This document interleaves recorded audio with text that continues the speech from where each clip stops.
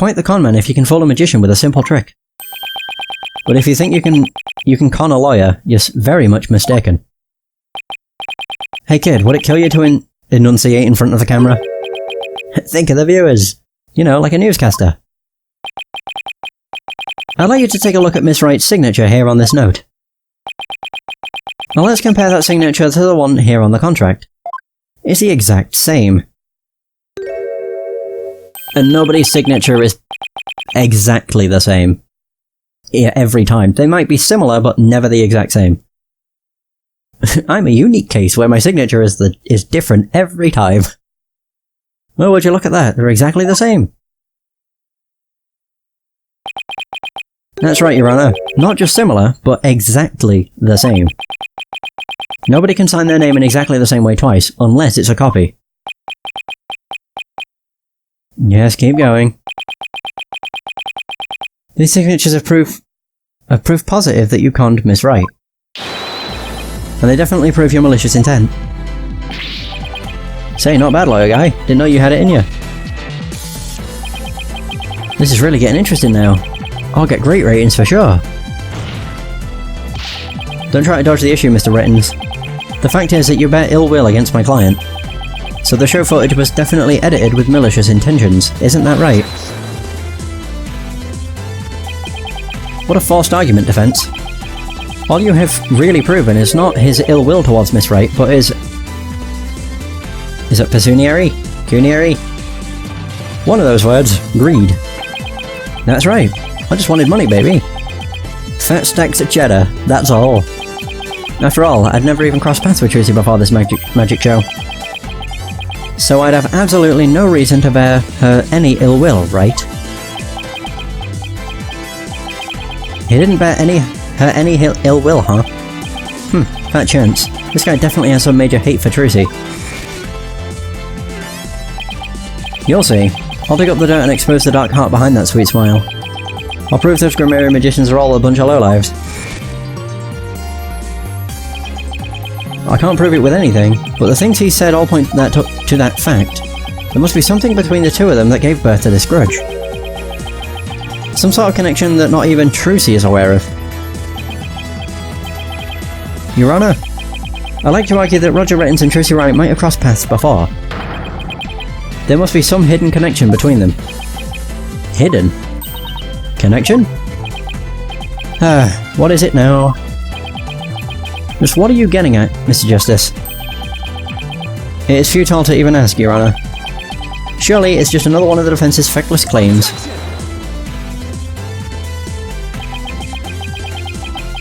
You don't seem to have a very high opinion of me, but once you hear my argument, you'll wish you had taken me a whole lot... or you'd taken me a whole lot more seriously. Will I really? Very well then. Do proceed.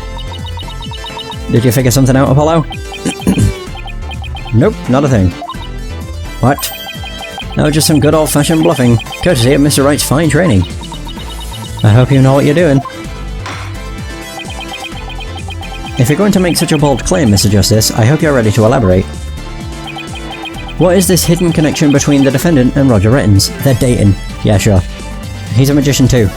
He did some major sleight of hand, so... The sleight of hand trick Mr. Rittens did during the recess earlier. Filming is prohibited inside the courthouse. Do you want me to get the bailiff? Huh? Filming? What are you talking about? I don't even have a camera on me. What if Mr. Rittens is a magician too? What if? I believe it's up to the defense to fill in the blanks, not me. Well, if he is, he may have had some contact with Miss Wright somewhere along the line. Along the way.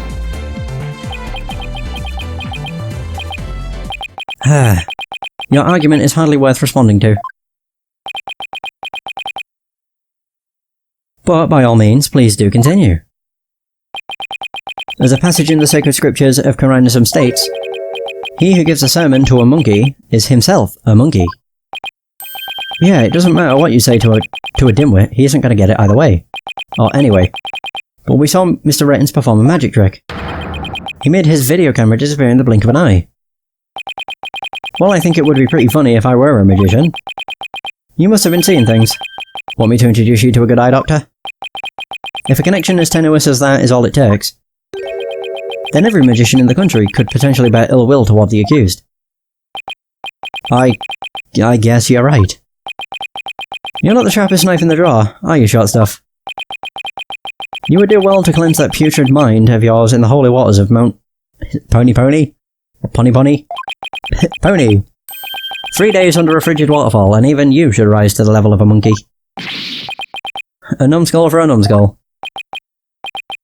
Well, this numbskull has thick skin, so there. I think I get what they're driving at. Even if he is a magician, it's not exactly a reason to bear a grudge against Trucy, is it? But it's maybe not against Trucy. It's against, the troupe. Hold on, I can think of one person. One magician who has a reason to bear a grudge against Trucy. Or rather, one magician who has a reason to bear a grudge against Troupe Mary. Oh? This is a shot in the dark. No way! Wait. Is something wrong, Mr. Justice? Maybe. Your Honour, the defence wishes to submit evidence at this time. I see. And what sort of evidence do you have for us? Evidence that points to the real killer. The one who had a motive to commit the crime. What? Oh. What have you come up with this time, defence? Phoenix Wright is the sole heir to Troupe Mary in its name. This puts her square in the crosshairs of one particular magician. And this piece of evidence points to that one person with a grudge against Miss Wright. I keep wanting to say Mr. He was the original Mr. Rias. I'm going a guess? Yeah. And who exactly are you naming, Mr. Justice? 13 years ago, the great Mr. Rias belonged to Troupe Mary. But then the troupe ousted him, and Mr. Rias vowed to get revenge on them someday. And what better way to accomplish that than through the ruination of their sole heir? But Mr. Rias is the victim, Mr. Justice. Maybe that's his motive for killing Mr. Rias, is the fact that he took his place. Like, that should have been me. Purely conjecture. You've named a dead man as your suspect. But is he really dead? What do you mean, is he really dead? If the fact that Mr. Rias is the victim is what's throwing you off... Oh, wait. Then how about we consider this possibility? Wait, so there's no dead man? He is Mr. Rias? Oh, okay. What if the man who died on that stage yesterday wasn't Mr. Rias? God, it's now just getting confusing.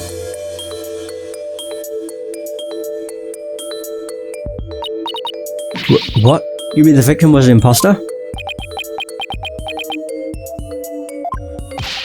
Not Mr. Rias. Then what about the real Mr. Rias? It would mean the real Mr. Rias is still alive. That's absurd. Huh.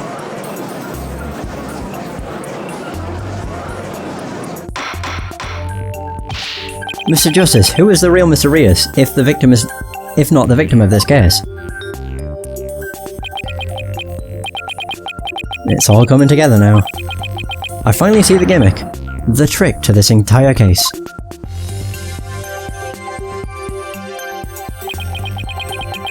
This should explain everything, Your Honour. The real killer, the one who hated Troupe Mary and wanted to sully its name. Oh!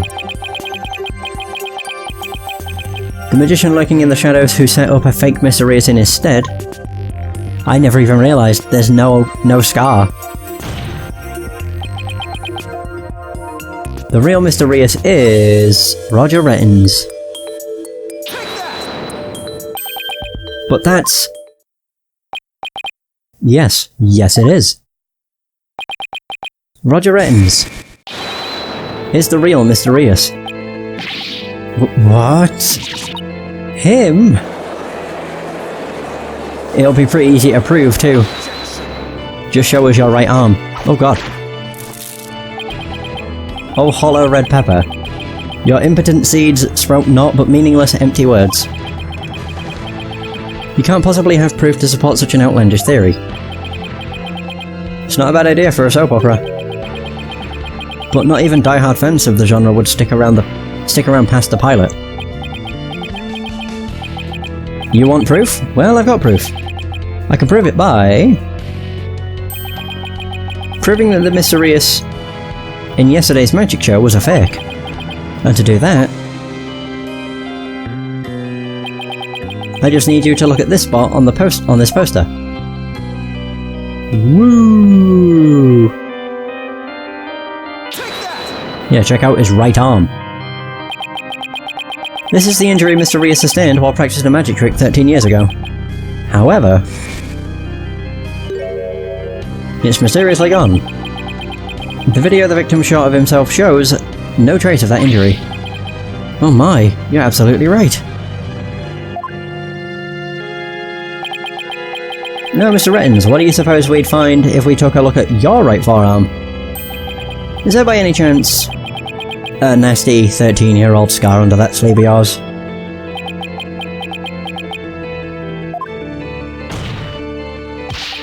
Well, Mr. Rettins, why don't you roll up your sleeve and let the court have a look?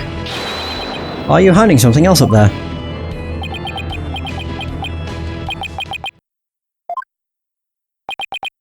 Come on now, I have nothing up my sleeve. I don't need to hide anything up there because I require no tricks or gimmicks. For you see, my magic is the real deal. There he is. Is this what you were hoping to see? Oh, there it is, the scar.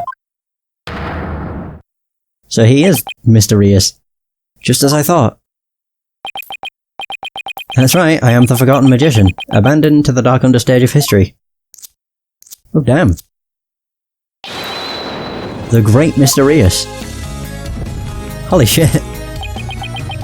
This is totally absurd.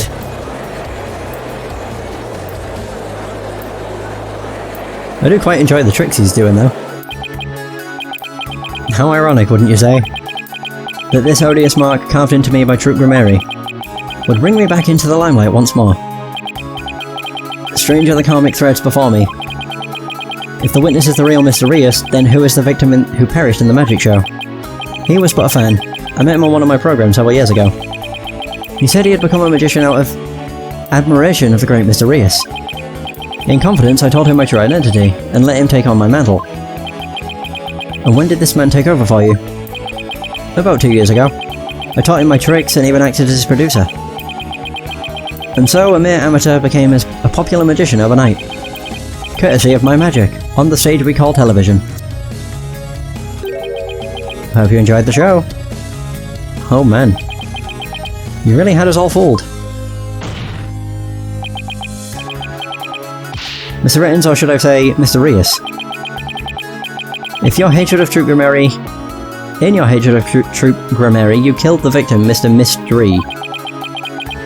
And then set up Miss Wright to take the fall, didn't you? You did it all just to tarnish the Grammary name. I have no idea what you're talking about, lad. I set up the prank, that much is true, but it was simply a harmless joke on Trucy, I assure you. Yet she learned of the plan and made use of it to commit murder. That is how strongly the criminal element runs in the blood of the Grammary. But if it was a secret prank plan that very few people knew about, couldn't you have been the one to use it for murder instead? Oh dear. Yikes. His head. Huh. Just kidding. What the heck was that? Heed my words, loyal lad. For I fear your grasp on reality is slipping. I do believe I told you that my magic is real. It employs neither tricks nor gimmicks. Enough with the ambiguity. Why don't you make your point already? My alibi is as pristine as ever. Wouldn't you agree, Prosecutor Sadmarty? Yes, I suppose that is correct. The witness does have a solid alibi. Of what?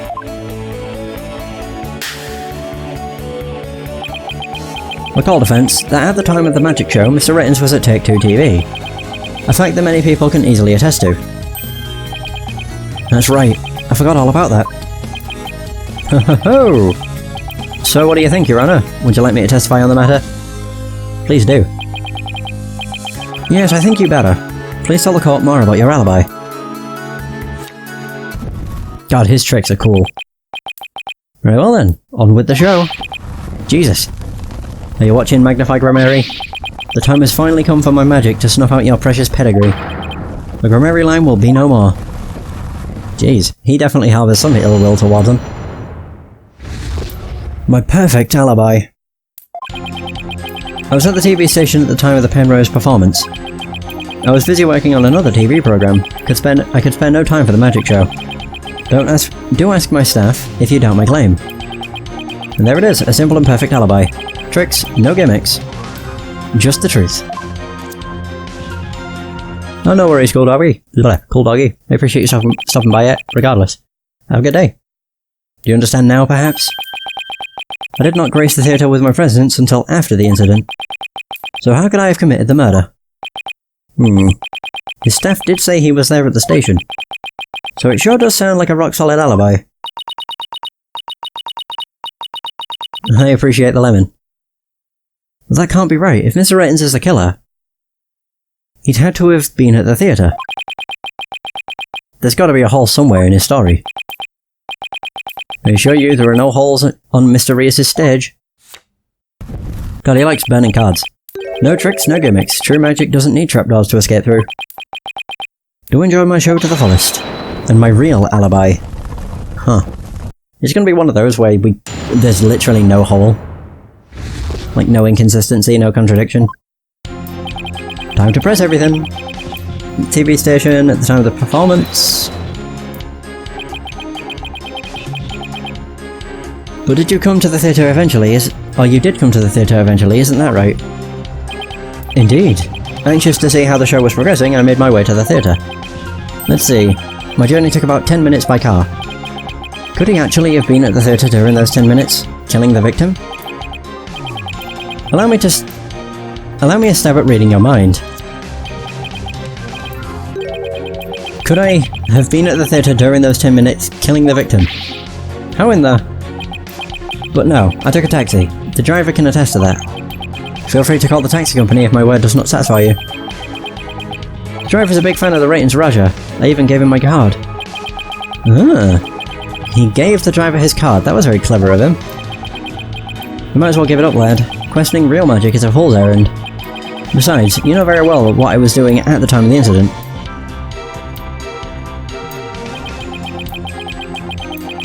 Busy working on another TV program, spare no time for the magic show. Really on his false statements at the very least. Bum bum, bum bum, bum bum. What was this other TV show you were working on? My own special project, you see.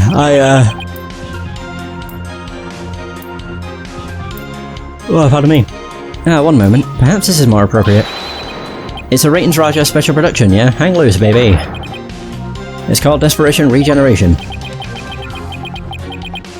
He switched personas just to say that. Impressive. What's the show about? Desperation and, regeneration, maybe. Washed-up has-been singers and comedians get together and play musical jazz. The winner of the game is given a second chance at their career. A priceless prize for chumps who washed up too early in life. Sounds great, right? Might I suggest you appear on that show, Mr. Justice? There's the ex-lawyer who used to make ridiculous bluffs in court and faded sadly into obscurity. I'll let the Rittens Raja produce my TV debut. Not in this lifetime. You have great reactions. Who knows? TV might be your true calling. Hey, whose side are you on? In any case, I was overseeing production of this program during the Penrose performance. Do ask my staff if you doubt my claim. Okay. How do we know those staff members aren't in cahoots with you? I make it my business to perform solo. My magic has neither need nor want of assistance. After all, one of them could reveal the secrets behind my magic, could they not? So he doesn't trust anybody, huh? He's a complete opposite of Drusi. There were many people there in the studio audience who saw the witness as well.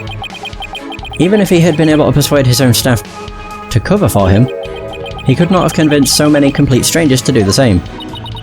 He really has made a rock-solid alibi for himself.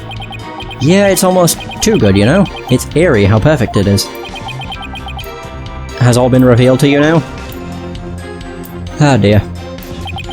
And there it is. A simple and perfect alibi. No tricks, no gimmicks, just the truth. Bum bum, bum bum.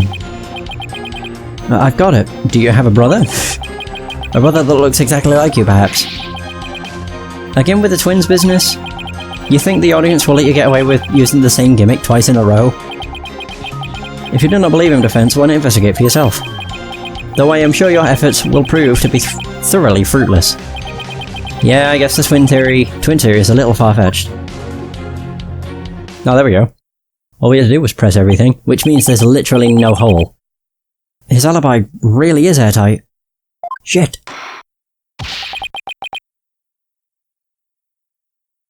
I believe we've heard enough. While I believe the witness does indeed harbour some ill will against the defendant, there is no reason to doubt that he was at the TV station at the time of the incident. Yes, the facts prove it was impossible for the witness to have been involved with this crime.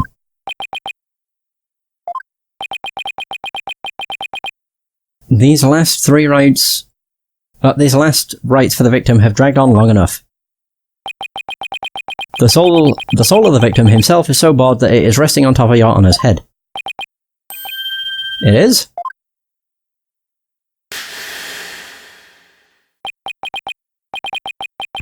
The time has come. Let us punish the sinner and guide the victim's soul to the Twilight Realm.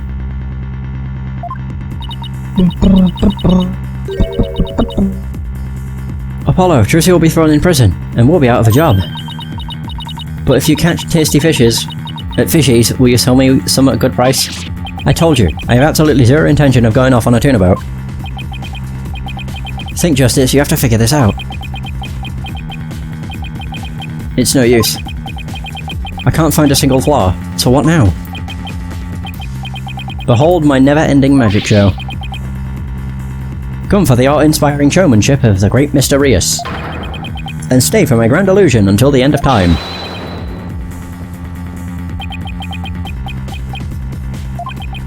Wait, what is he saying? That we're still trapped inside some sort of illusion of his? That's what professional magicians do. They make their audiences see something that isn't really there. In other words, you make us see illusions, right? We call it misdirection. While we keep you busy believing one thing, we're busy making you we're busy making something else happen.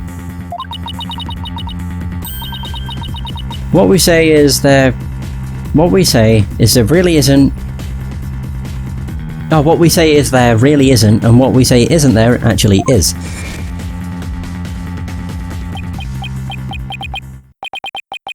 Could it be? You know what, Mr. Wrens?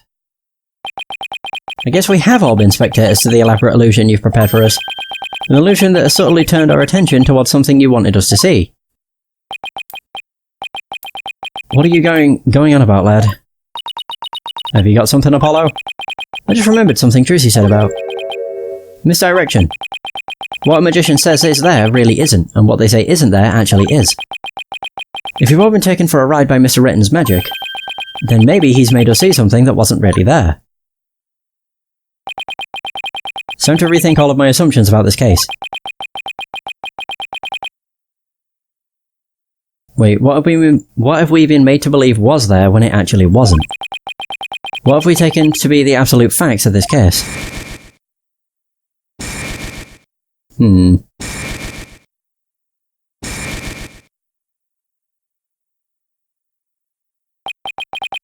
If I reevaluate the validity of all of these things, then just maybe... What are we doing? Oh. Athena? There's something uncanny about this case. Okay, what is it? Retten's alibi. It's too perfect. That's true. It's like it's impossible to break no matter how hard we try. Well, maybe that's the trick. Maybe that's exactly what he wants us to think. I'm not following. We're not making any headway here, because we've been so focused on breaking his alibi. Oh, I think I get it. You're saying he's using misdirection on us, right? It's definitely a possibility. Will the defense care to share with everyone what it's discussing over there? Your Honor, we believe that if we were to reconsider a certain assumption, we may finally arrive at the truth. In fact, I think we'll even finally see who's hiding behind the curtain, so to speak. What is this certain assumption you're thinking of? This is the wonky assumption we've been taking for granted this whole time. That the culprit was on scene. What if the culprit was somewhere other than the theatre at the time of the crime? What if there was some way to commit the murder without actually being there? If that were the case, then Mr. Retton's perfect alibi would become irrelevant.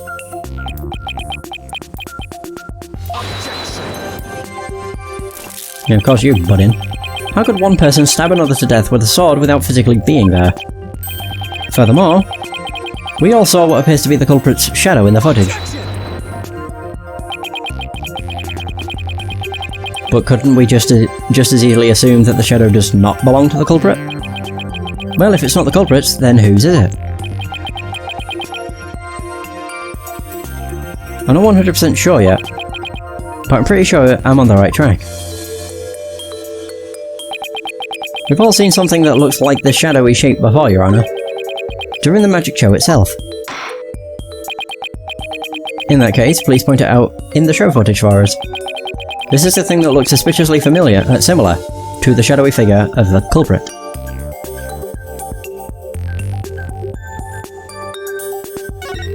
Frame by frame, please.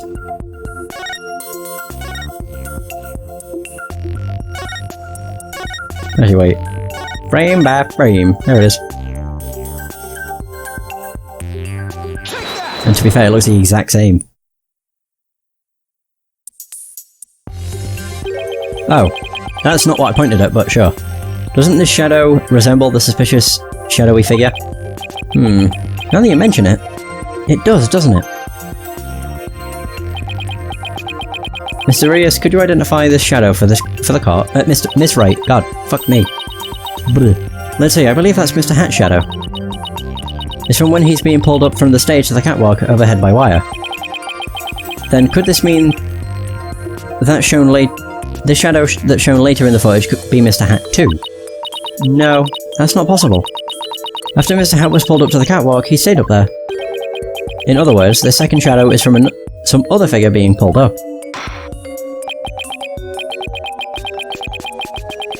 Some other figure? I'm afraid you'll need to be more specific than that, Mr. Justice. He's right. We've come this far. I'll just have to figure it out from the clues I have on hand. Why is the second shadow shown in the footage? Wait, is it his body? Because he does have that thing attached to the back of him. I wonder. If we consider what was happening on the stage at the time, there is only one answer. The shadow belonged to the fake Mr. Rios.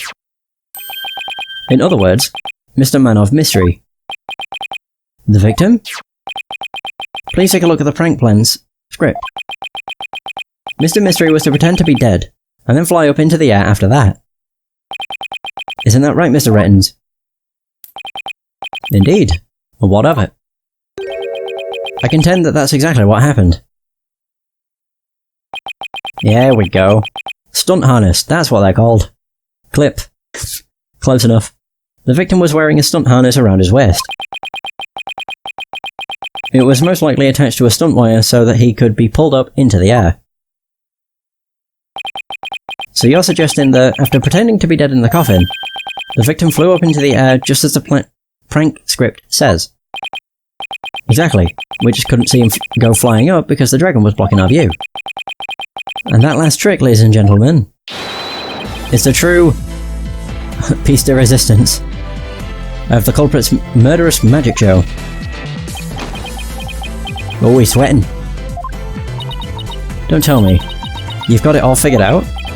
Yeah, I think so.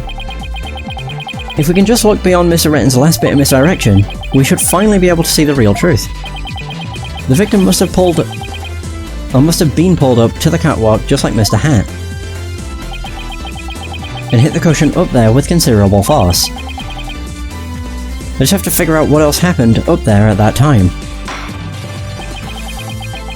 You ready to elaborate, Mr. Justice? Yes, Your Honor, I'm ready. In that case, please answer me this. Why did the culprit make the victim fly up into the air like that? To murder him. Just why did the culprit have the victim fly up after he appeared in the coffin? And how did the victim actually die, when he was only pretending to be dead in the coffin? If we can figure out how these two questions relate, the answer should become clear. Could it be?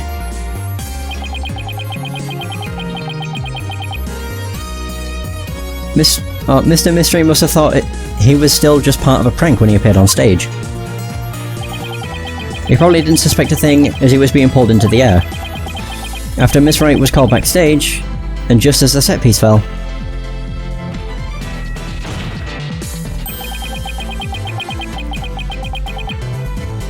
Oh. But the culprit had already planted the real murder weapon in a cushion in the catwalk. It was probably a knife or blade of some sort. What? You mean... It really was a magical murder. Just as the prank script said, Mr. Mystery was whisked up into the air. Oh. And straight into the blade there in the catwalk, and then lowered. Yeah, lowered back onto the coffin. In other words, this murder was committed remotely through the use of a magic trick.